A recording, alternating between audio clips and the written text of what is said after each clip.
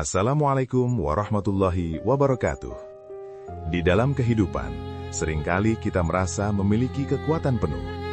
Kita merancang masa depan, menyusun strategi, dan menanamkan ambisi setinggi langit.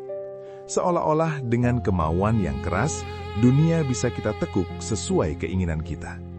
Namun, Ibnu Athaillah As-Sakandari datang dengan sebuah peringatan lembut namun mengguncang kesadaran kita. Sawabikul himami, la tahriku aswarul akdari. Artinya, kekuatan tekad yang membara tidak akan pernah mampu menjebol benteng-benteng takdir. Bayangkan tekadmu adalah panah yang melesat cepat, dan takdir Tuhan adalah benteng raksasa yang kokoh.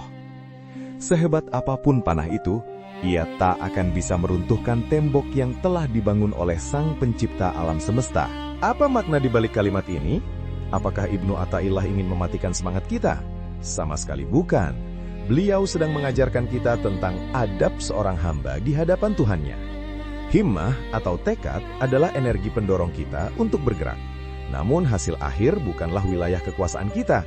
Wilayah itu terkunci rapat di dalam Aswar al-Aqdar, dinding takdir yang misterius. Seringkali kita kecewa karena kita salah menempatkan posisi. Kita menganggap bahwa usaha keras adalah penyebab pasti dari keberhasilan. Padahal, usaha hanyalah bentuk penghambaan. Kita menanam benih, itu tugas kita. Tapi yang menumbuhkan tunas, menurunkan hujan, dan tanaman sehat adalah hak prerogatif Allah. Tekadmu boleh menjulang ke langit, tapi kakimu harus tetap berpijak pada bumi kepasrahan. Jika tekad bisa menjebol takdir, maka tidak akan ada orang yang gagal di dunia ini. Semua pedagang akan untung, semua orang sakit akan sembuh seketika, dan tidak ada air mata kesedihan. Namun, realitanya tidak demikian.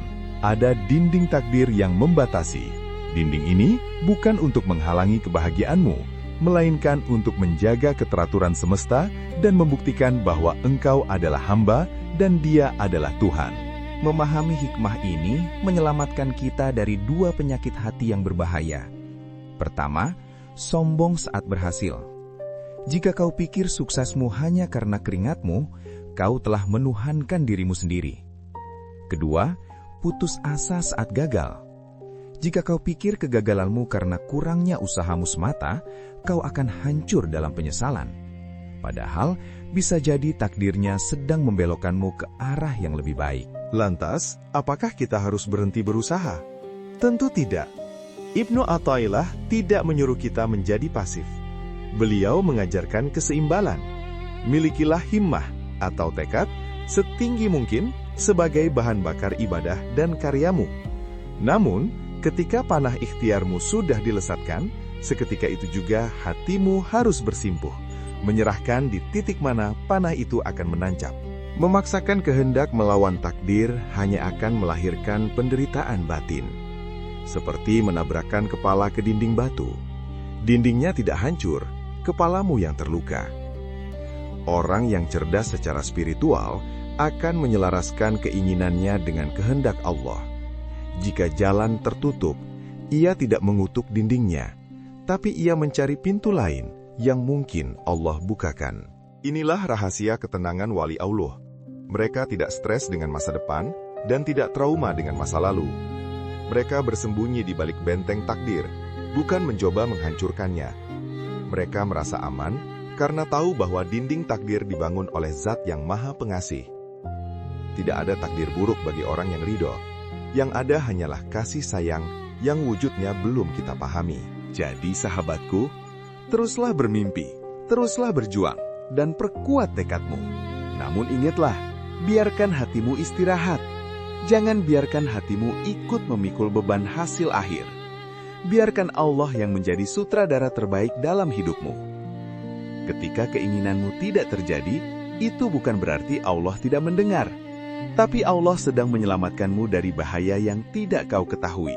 Benteng takdir adalah perlindungan, bukan penjara.